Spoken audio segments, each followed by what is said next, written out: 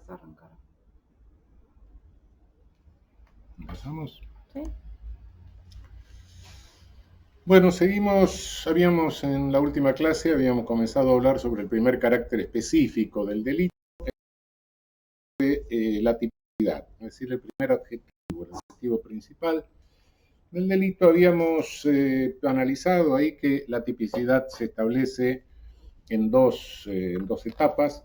La tipicidad que establece la antinormatividad en el sentido de la norma deducida, de la norma prohibitiva deducida del tipo aislado, del tipo tal cual lo tomamos en la parte especial, en la ley penal especial, donde fuere. Y luego habíamos visto que hay un segundo momento de individualización de la tipicidad que reduce esto y lo reduce en función de la conglobación de la norma que se deduce del tipo respecto de la totalidad del orden normativo, es decir, de la norma insertada en la totalidad del orden normativo. Hay otras normas prohibitivas que recortan la antinormatividad señalada a partir del tipo, es decir, a la primera la llamamos tipicidad sistemática, a la segunda la llamamos tipicidad conglobada. Bien. Ahora bien, hemos insistido en que nuestro derecho penal, conforme a la regla básica, es derecho penal de acto. Es decir, es un derecho penal que individualiza conductas, lo que las personas hacen, no lo que las personas son. Ahora, esto aquí, tengamos en cuenta la distinción que venimos haciendo desde el comienzo entre derecho penal, que es saber jurídico penal, que es lo que le baja línea a los operadores jurídicos para que realicen el poder jurídico de contención del poder punitivo, y poder punitivo. Lo cierto es que el derecho penal nuestro es de acto, pero el poder punitivo es de autor. El poder punitivo es de autor porque la criminalización secundaria, y vemos el resultado en la prisionización, se ejerce y se reparte selectivamente conforme a la vulnerabilidad de los distintos candidatos a la criminalización secundaria, es decir, las agencias de criminalización secundaria seleccionan personas fundamentalmente conforme a características subjetivas. Es decir, su entrenamiento para conductas groseras, la falta de un entrenamiento más sofisticado para conductas un poco más elaboradas, en fin, y los estereotipos. De modo que si bien el derecho penal es de acto, el poder punitivo tiende a ejercerse de autor. Entonces es función del derecho penal tratar de paliar esta selectividad de autor que ejerce el poder punitivo. En el tipo penal hay una doble función. Es decir, el tipo que está en la ley, la descripción básica que está en la ley, cumple dos funciones, tiene dos caras. Por un lado, amplía el ejercicio de poder selectivo punitivo. Es decir, a medida que más tipos penales hay, más poder tienen las agencias ejecutivas para seleccionar personas para la criminalización secundaria. Pero por otro lado, el tipo penal es utilizado también por el derecho penal para limitar el ejercicio del poder punitivo. Aquí hay el poder jurídico lo usa para contener, el poder punitivo lo usa para expandirse en forma selectivamente subjetiva.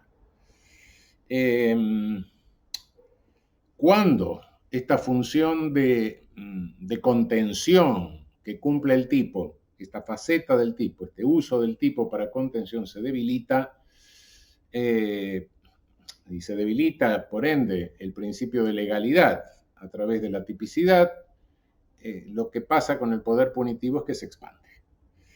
Es decir, llega un momento dado en que este debilitamiento en los estados de policía ha alcanzado en algunos estados de policía ciertos límites absolutamente desproporcionados cuando directamente se habilita la integración analógica de los tipos penales.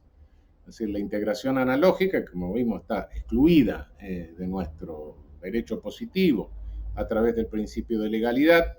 Esta extensión analógica, esta integración analógica en regímenes como el régimen nazi, como el régimen stalinista, realmente se consagraron justamente para neutralizar esta función limitadora del poder jurídico y por ende poder permitir ampliar el ejercicio del poder punitivo. Si bien el Estado de Derecho, el Estado de Derecho prohíbe toda integración analógica, lo cierto es que eso no impide que legisladores de Estados de Derecho elaboren tipos penales con límites difusos, es decir, tipos penales que legislativamente están mal elaborados porque no se agotan los recursos legislativos para elaborar, la técnica legislativa para elaborar un tipo penal con límites precisos. Estos tipos de límites difusos abren la posibilidad de la expansión del poder punitivo. Y no solo la abren porque puede llegarse a casos de condena a través de límites difusos, que no se sabe exactamente dónde termina lo prohibido, hasta dónde llega, sino que realmente el peligro de estos tipos difusos es mucho más grave en una de esas por razones procesales que por razones penales. En las razones procesales, para procesar a una persona, no hace falta precisar demasiado, bajar todos los tratados de derecho penal. La condena sí, la sentencia condenatoria sí, pero en un auto de prisión preventiva no se necesita tanto refinamiento. Y además tampoco se requiere una prueba concluyente de la responsabilidad, pues basta con la llamada semiplena prueba, ¿no? En esos casos, lo que sucede es que, bueno, la prisión preventiva, sin necesidad de prisión preventiva, el mero procesamiento por sí mismo, el mero procesamiento significa ya una limitación de la libertad de la persona. Una persona procesada no puede salir, entrar al país cuando quiere, etc. Tiene que fijar residencia, etc. Pero mucho más grave es todavía si se establece una pena anticipada de prisión preventiva. Es decir, estos tipos penales difusos, estos tipos penales mal construidos, realmente cumplen esta función de ampliar el ámbito del ejercicio del poder punitivo en este sentido. Con las consideraciones que hemos formulado hasta ahora, podríamos ensayar ahora una definición, con todas las limitaciones que tienen las definiciones, pero una definición de tipo penal diciendo que es la fórmula necesaria para relevar un pragma en principio conflictivo. Esto lo vamos a ver si es o no conflictivo en la tipicidad conglobada. Un pragma que sirve tanto para habilitar el ejercicio formal del poder punitivo como para ejercer poder jurídico que pueda contenerlo mediante una interpretación limitadora del campo de lo penalmente prohibido.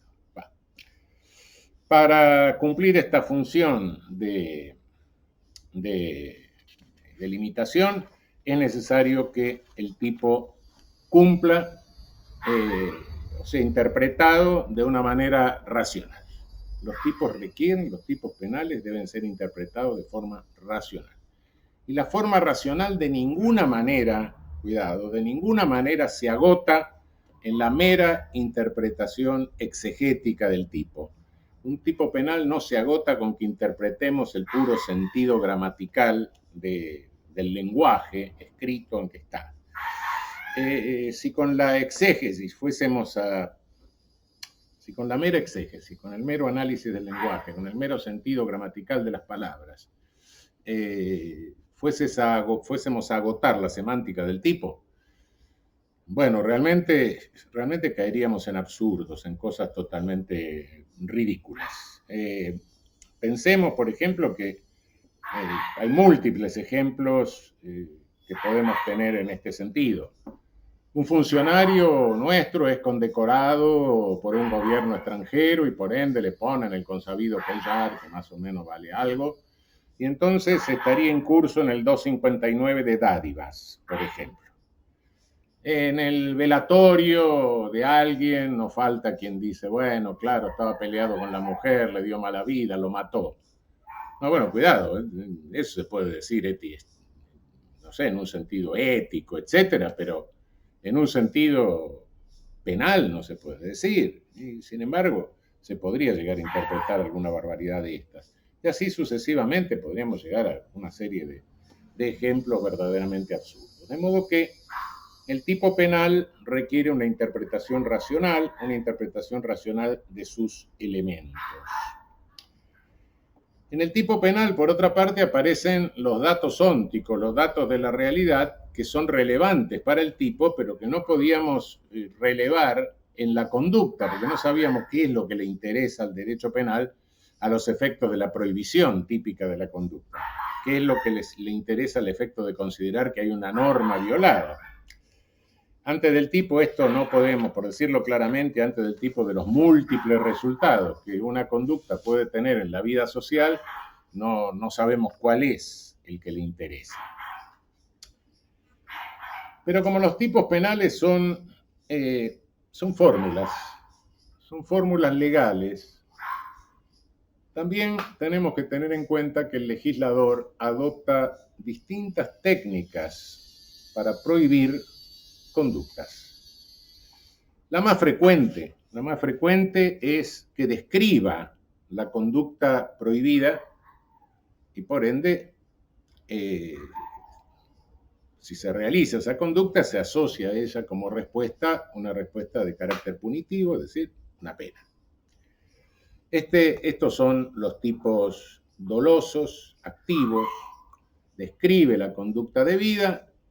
La conducta debida debe estar realizada con la voluntad de realizarla, es decir, dolo, vamos a verlo. La mayoría de los tipos penales son tipos dolosos activos. Pero también el legislador puede prohibir conductas no en razón de la finalidad, sino en razón de que al programar la obtención de esa finalidad, el autor viola un deber de cuidado.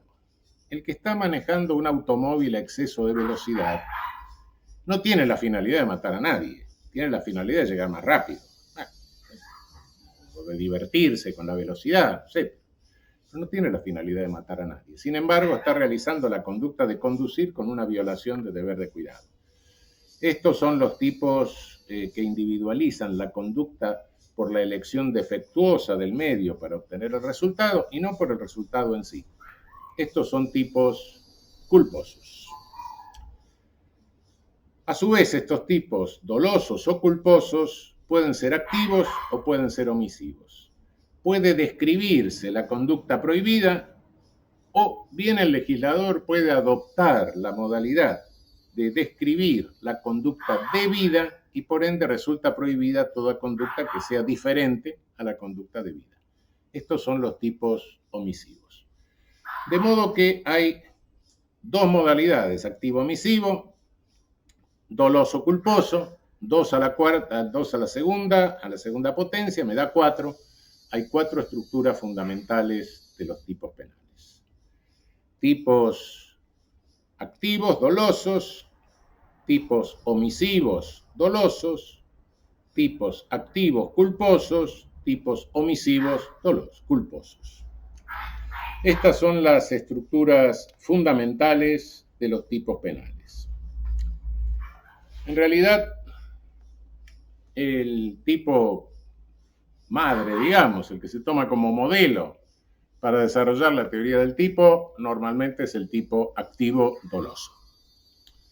Ha habido otras tentativas doctrinarias, de tomar tipos omisivos, etcétera, pero en general la que domina en la doctrina es tomar para analizar la teoría del tipo el tipo activo doloso. No es porque sea el más frecuente, ese no sería un argumento, sino porque hay varias razones que indican la conveniencia de partir del tipo activo doloso para analizar la teoría del tipo. En principio, el tipo activo doloso tiene muchas más, abarca una conducta que tiene muchas más probabilidades de provocar un resultado lesivo que cualquier otro tipo, que el tipo culposo, por supuesto. Es decir, si alguien le pega 5 balazos en la cabeza a alguien, es muy probable que lo mate. Pero si alguien maneja exceso de velocidad, es mucho menos probable que cause una muerte. En segundo término, la estructura del tipo doloso activo es mucho más compleja que la estructura de cualquiera de los otros tipos. El tipo doloso activo admite no solo dolos, sino también elementos subjetivos distintos del dolo, que vamos a ver posteriormente, ultrafinalidades, elementos del ánimo, etc. A diferencia del tipo omisivo, el tipo activo doloso puede ser realizado por cualquiera o por algunos que tengan algunas particularidades en los delicta propios, en los delitos que se exige que el sujeto activo tenga alguna condición. Pero a diferencia del omisivo, en el omisivo tiene que haber, por regla general, una posición de garante. Es decir, el autor del tipo omisivo, como lo vamos a ver después, tiene que estar garantizando los bienes jurídicos de los otros. Y normalmente en una democracia, en un Estado de Derecho, nosotros no tenemos por qué ser garantes de los bienes jurídicos de todos nuestros congéneres, ¿no?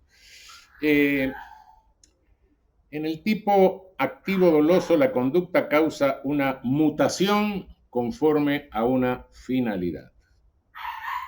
En el culposo, la voluntad se dirige a un efecto, a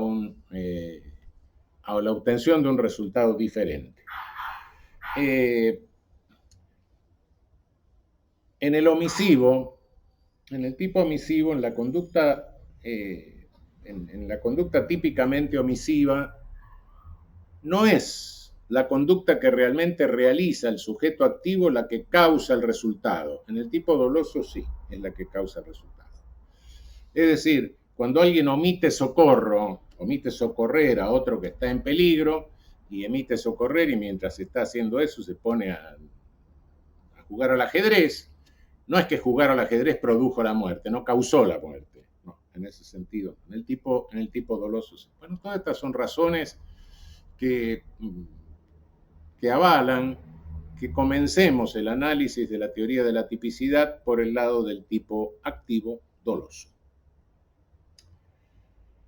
En ese entendimiento empecemos pues con el tipo activo doloso.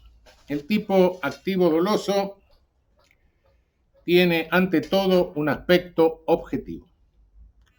Se habla de tipo objetivo, de tipo subjetivo. Cuidado, no es que hay dos tipos, un objetivo, otro subjetivo. No, hay un tipo que tiene un aspecto objetivo y un aspecto subjetivo.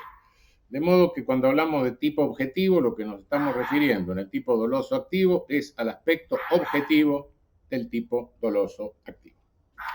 No nos confundan esta terminología que es común, es bastante común, pero puede llegar a dar lugar a confusión. ¿Por qué tenemos que empezar por el tipo objetivo? Bueno, porque si no hay objetividad típica, no nos vamos a preguntar si el aspecto subjetivo del tipo lo complementa. Básicamente, el tipo objetivo es lo básico, es lo primario para ver si hay tipicidad, ¿no?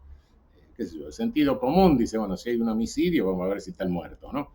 Bueno, en definitiva, ese criterio así básico, intuitivo, que puede tener cualquiera, que puede tener el lego, nosotros lo llevamos al derecho penal, lo elaboramos y decimos, no, bueno, cuidado, acá la tipicidad objetiva sistemática es lo primero que tenemos que analizar.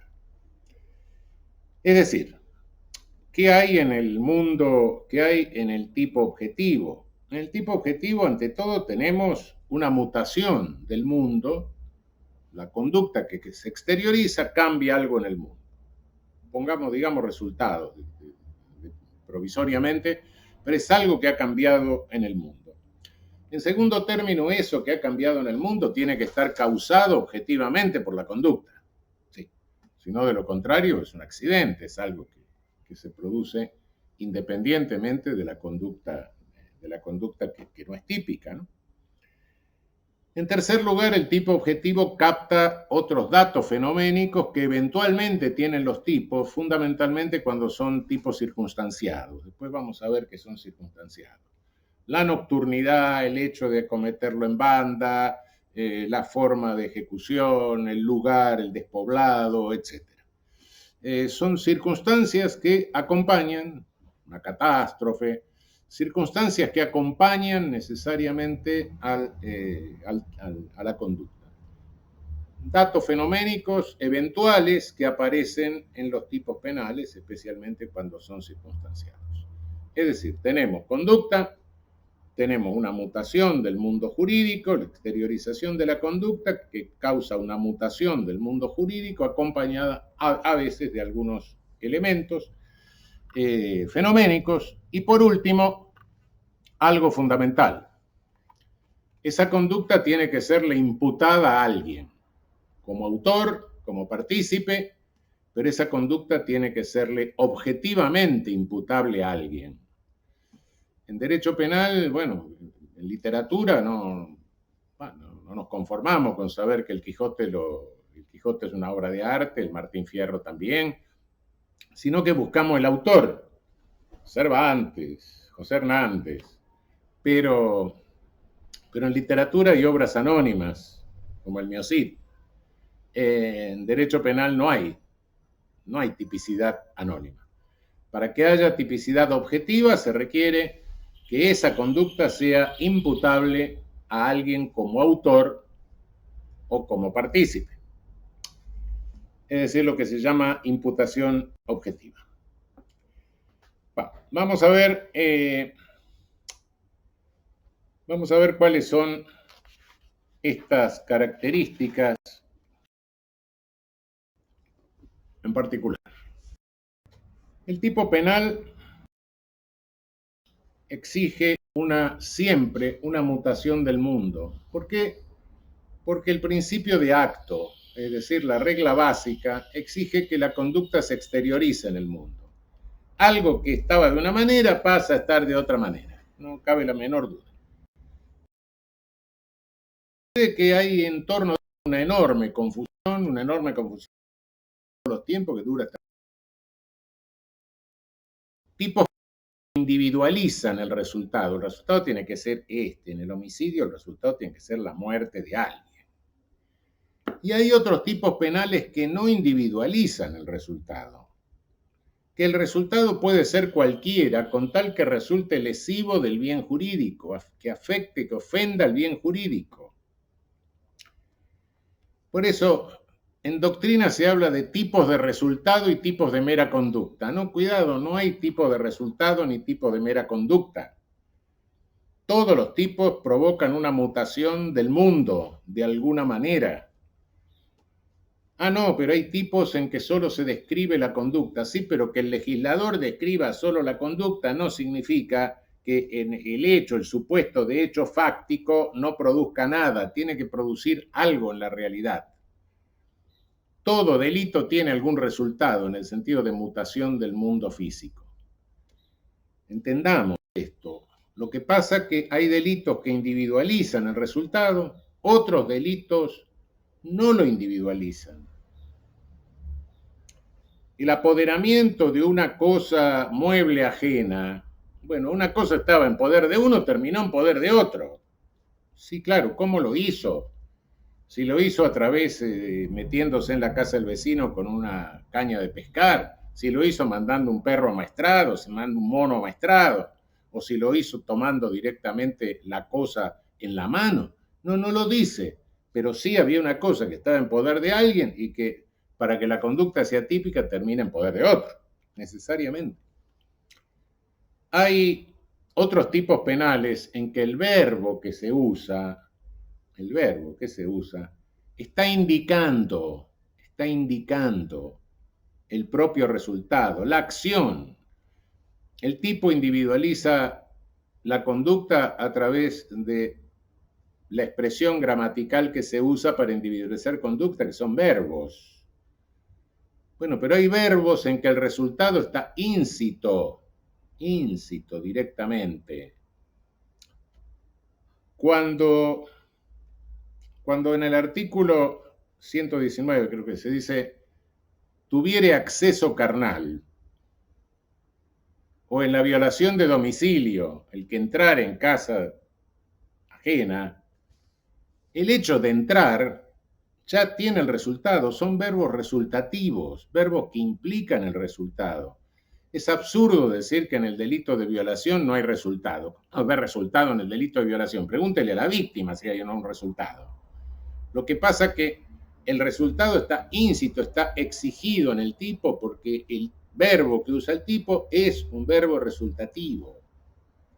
No es que haya delitos sin resultado. Hay tipos que individualizan el resultado, hay tipos que no individualizan el resultado y hay tipos que emplean verbos resultativos, pero en todos los delitos, en el plano fáctico, hay una mutación del mundo que necesariamente tenemos que evaluar si existe o no la tipicidad objetiva para juzgar si hubo, para valorar si hubo tipicidad objetiva.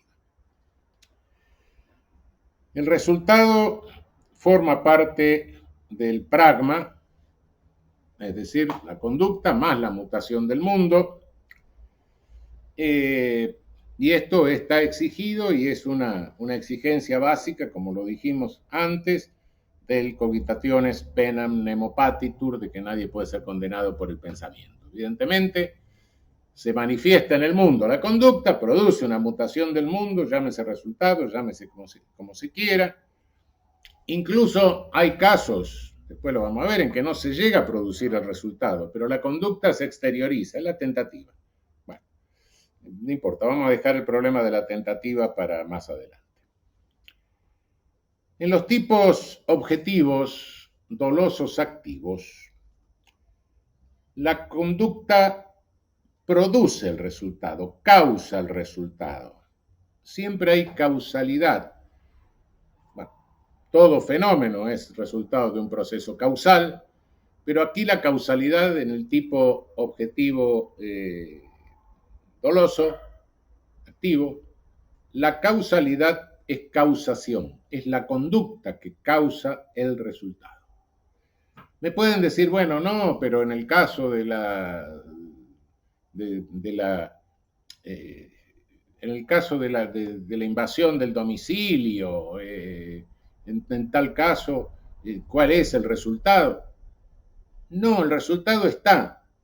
Lo que pasa es que como no lo puedo separar de la conducta, no plantea ningún problema de causación. Es decir, no es que no haya causación. La causación existe, pero no plantea problema porque está íncita en el propio verbo. Que algo no plantee un problema no significa que no exista.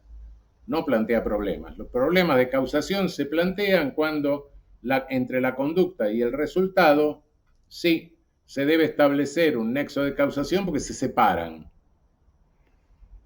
Y en ese caso sí tengo que resolver el problema que me plantea la causación. En los otros no hay problema de causación. Sin embargo, hay causación. Si yo me meto en el domicilio de mi vecino, necesariamente me metí en el domicilio de mi vecino con mi propia acción, ya está el resultado. Causé el resultado, y claro que lo causé con la acción misma, por supuesto. En el homicidio no, en el homicidio tengo que causar la muerte de la persona, y en todo delito en que individualiza el resultado material y que se puede separar de la acción, y sí, naturalmente, tengo que determinar. En el mundo, bueno, la causación es un problema porque realmente la causación es un fenómeno físico y la explicación de la causación es un fenómeno del pensamiento. Lamentablemente, todas las ciencias naturales son una constante revisión de los errores que tuvieron antes para evaluar la causalidad y una constante corrección de la causalidad. No hay nada que hacer. Pensemos que también en las ciencias naturales y en la ciencia en general, muchas veces creemos que el timbre es la causa de la comida, como los perros de Pavlov, ¿no? Es decir, nos vamos viendo que una cosa va sucediendo a la otra y la consideramos causal de la otra. No lo es. Bueno, pensemos en errores que ha cometido la ciencia natural. Bueno, en tiempo de Lombroso se consideraba que la pelagra, que es una vitaminosis, era un mal hereditario, genético, qué sé yo. En tiempos recientes hemos visto que se pretendía que el HIV se contagiaba por un beso. Bueno, posteriormente son cosas que se han ido corrigiendo, correcciones de la causalidad. Y en la causalidad no hay causas, no se pueden establecer jerarquía de causas. Toda condición es causa. Y entonces la teoría que tenemos que usar para determinar, en estos casos en que la conducta se separa del resultado, si la conducta es causal del resultado, es la tesis de la conditio sine qua non.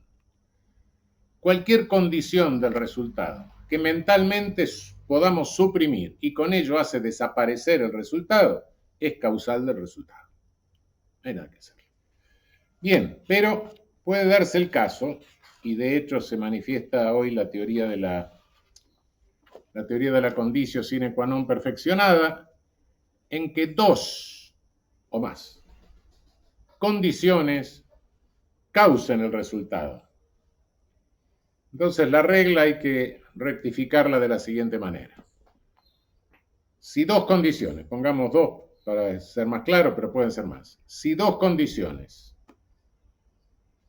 aisladamente, ninguna de ellas suprimida mentalmente hace desaparecer el resultado, pero las dos conjuntamente condicionan, no las podemos suprimir mentalmente sin que nos desaparezca el resultado, ambas son causales del resultado.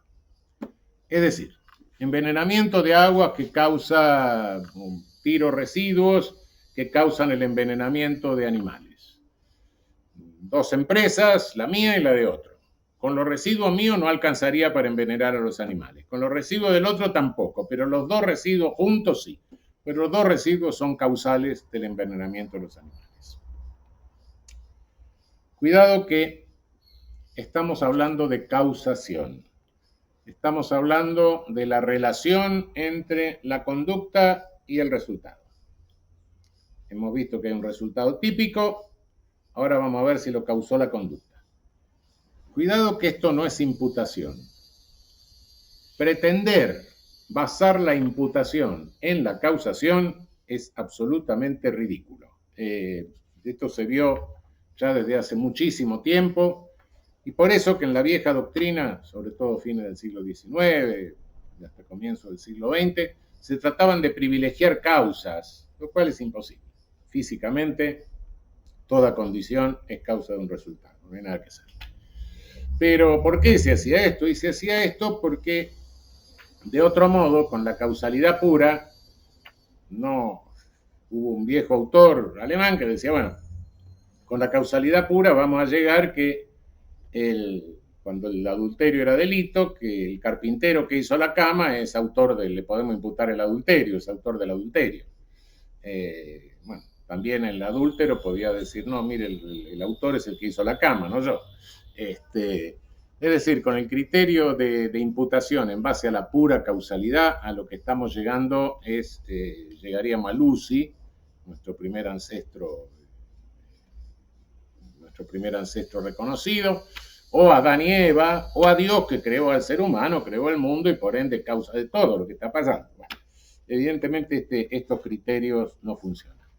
La causalidad es una base para la imputación, sí, por supuesto, pero no es el criterio de imputación. Después vamos a ver el criterio de imputación objetiva en otro,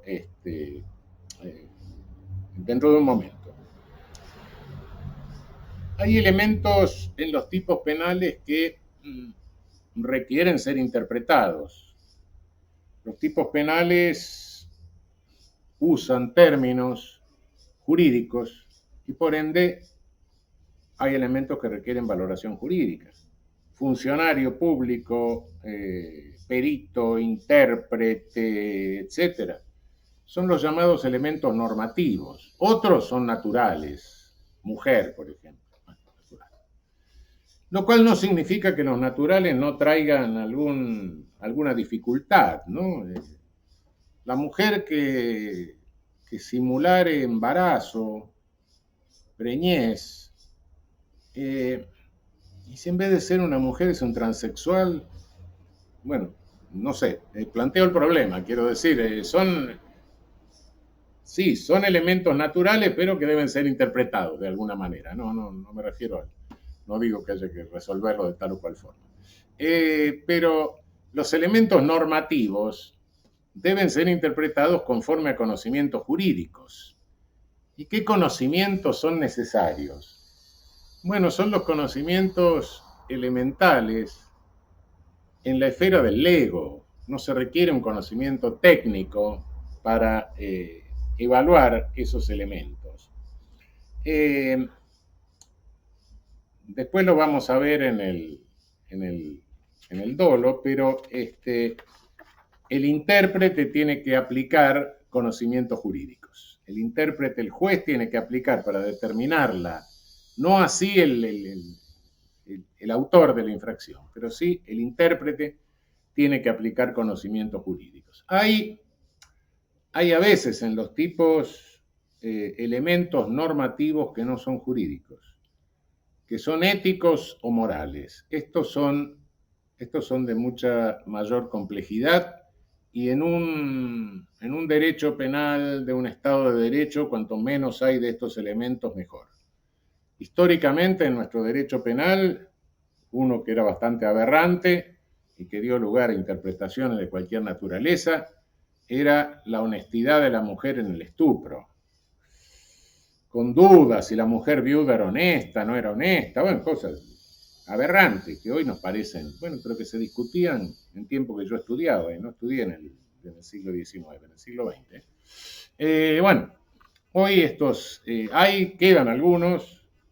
La obscenidad, por ejemplo, es uno de estos componentes de tipo normativo, pero no jurídico, sino de evaluación ética. Por otra parte, hay en algunos tipos algunos elementos que son elementos normativos de recorte. Es decir, la definición ya al legislador le parece que es muy amplia. Y de alguna manera le metió algunos elementos de recorte que en definitiva parecen ser adelantamientos, algunos dicen de la antijuridicidad, no, parecen ser adelantamientos de la tipicidad conglobada. Es decir, cuando el legislador usa algunos adverbios como ilegítimamente, indebidamente, se da cuenta el legislador en el artículo 162, al definir el hurto, que bueno, el apoderamiento de una cosa mueble ajena es demasiado, a cada rato nos apoderamos de cosas mueble ajena, ¿no? Entonces usa un elemento normativo de recorte que adelanta un poco el análisis que tenemos que hacer a nivel de tipicidad conglobada. Lo usa en el tipo sistemático, aparece ya un elemento de esa naturaleza. Por otra parte, también es necesario tener en cuenta que no hay tipicidad sistemática directamente, porque no puede haber ninguna lesión a un bien jurídico, cuando justamente la conducta es disposición del bien jurídico por parte de quien de otra manera sería un sujeto pasivo o víctima. Es decir, cuando dos personas adultas tienen una relación sexual consentida y a plena satisfacción, evidentemente no puede haber ningún delito, no puede haber ninguna conducta objetivamente típica. Cuando yo le regalo algo a alguien y el otro lo toma y se lo lleva a su casa, tampoco puede haber ninguna tipicidad objetiva de hurto. Obviamente, cuando le digo a alguien arranca eso de la pared y llévatelo, por más que haga fuerza para arrancarlo de la pared, como si lo estoy regalando, estoy diciendo, bueno, tomalo, arrancalo de la pared, no hay ninguna conducta objetiva de robo. Pero distingamos a este efecto lo que es el acuerdo que elimina directamente la tipicidad sistemática objetiva de lo que es el consentimiento. Después, el consentimiento lo vamos a ver en la tipicidad conglobada. El acuerdo es aquel que el titular del bien jurídico lo hace. ¿Por qué? Porque es de la esencia del bien jurídico la disponibilidad. Es el sujeto que está disponiendo, está ejerciendo su derecho, está disponiendo justamente del bien jurídico. Entonces, en estos casos de acuerdo no puede haber de ninguna manera una tipicidad objetiva. Hay algunos tipos que se llaman tipos abiertos. El tipo abierto no es un tipo defectuoso. El tipo abierto es un tipo que está construido y responde a las características, a las técnicas. Puede estar mal construido, pero si está bien construido, el tipo abierto no lesiona, no afecta el principio de legalidad, ni de legalidad estricta. Normalmente los tipos abiertos son los tipos culposos, no estamos hablando de tipo doloso, pero a veces en los tipos dolosos también hay tipos abiertos. ¿Qué es un tipo abierto? Es un tipo que hay que cerrarlo antes de verificar la tipicidad. ¿Y cómo se lo cierra? ¿Cómo se le pone la tapa al tipo? Recurriendo a un criterio que hay que individualizar frente a cada caso concreto. En los tipos culposos, en cada caso concreto, hay que individualizar cuál es la conducta que el sujeto estaba realizando y cuál es el deber de cuidado que correspondía a esa conducta para saber si lo violó o no lo violó. En los tipos dolosos es menos frecuente que aparezcan tipos abiertos. Pero tenemos un tipo abierto muy usado en la práctica, que es el tipo de estafa. El tipo de estafa. El tipo de estafa es un tipo que como no se puede, el legislador no puede imaginar toda la forma que usa el ser humano para engañar a su prójimo, entonces ejemplifica con una serie de ejemplos que lo que hace es indicar el nivel que tiene que tener la mentira para convertirse en ardid. No basta que sea la simple mentira, no basta que sea la incuria del sujeto pasivo, que bueno, no se desentiende de su patrimonio y en consecuencia, conforme a ese desinterés, cualquiera se convierte en estafador. No. Tiene que tener una cierta entidad objetiva en razón de la condición del sujeto pasivo, etcétera. Y ese estándar de entidad objetiva del ardid lo da a través de ejemplos. De modo que en la estafa, frente al caso concreto, también hay que usar ese estándar de entidad del ardid en relación a las condiciones del sujeto pasivo para cerrar el tipo y determinar la tipicidad de la conducta. Ahora, realmente, dadas las características de los tipos, del tipo objetivo, del aspecto objetivo de los tipos dolosos activos, estas características dan lugar a una cantidad de clasificaciones de los tipos. Clasificaciones de los tipos que algunas son muy útiles, otras menos útiles. Se usa mucho en el análisis de la parte especial, fundamentalmente análisis de la parte especial.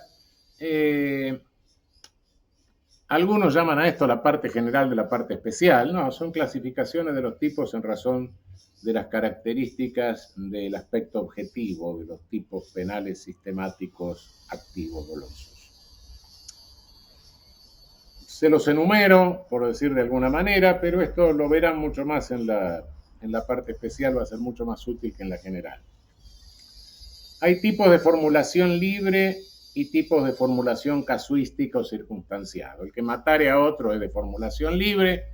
Tipos de formulación casuística o circunstanciado son tipos en que hay requisitos de modo, de hora, de circunstancias, etc. El abigeato, por ejemplo, ganado dejado en el campo, es un tipo circunstanciado. El hurto simple es un tipo de formulación libre. Hay tipos unisubjetivos y plurisubjetivos. Delitos que pueden cometerse por una persona y delitos que requieren una pluralidad de sujetos activos. La banda, por ejemplo, requiere una pluralidad de sujetos activos. La asociación ilícita, con todos los problemas constitucionales que tiene, requiere una pluralidad de... Son delitos plurisubsistentes. Hay tipos independientes y hay tipos subordinados. Tipo independiente es, por ejemplo, el 162. Tipos subordinados son casi todos los tipos agravados o atenuados.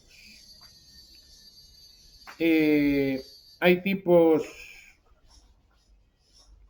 hay delicta propia y delicta comunia. Delicta propia es aquella que son aquellos tipos que pueden ser cometidos por cualquier persona. Delicta comunia, no, perdón. Vamos a cortarlo esto porque me estoy equivocando. Podemos cortar y volver en algún momento. Ahora al final solamente.